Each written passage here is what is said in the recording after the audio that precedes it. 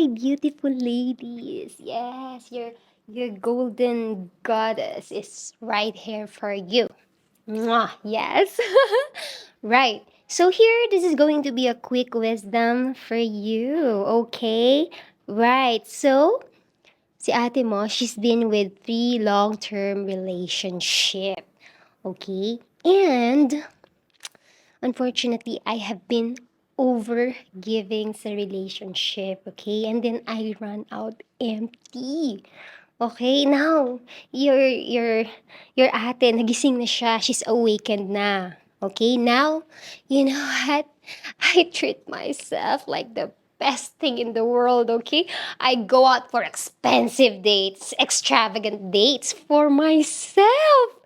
Yes, you ladies, you know why? When you do that, when you treat yourself...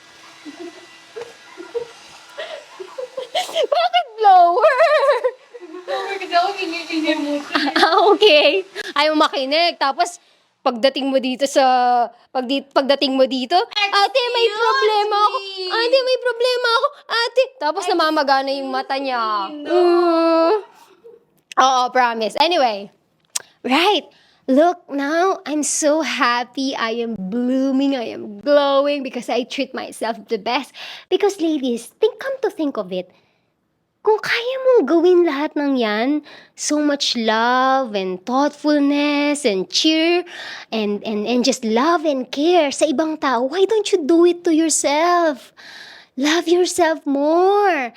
If you can do that to yourself, imagine what I can attract.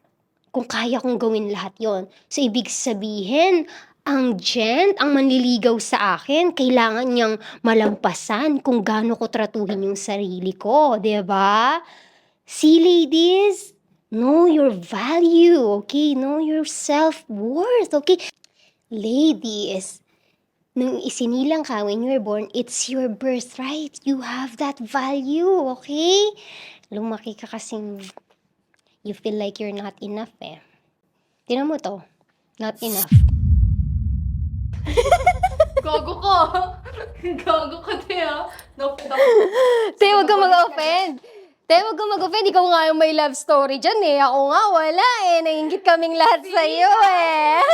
Advice, wala kayong boyfriend. Padating pa lang siya, okay? We're creating the story, the history. Yes!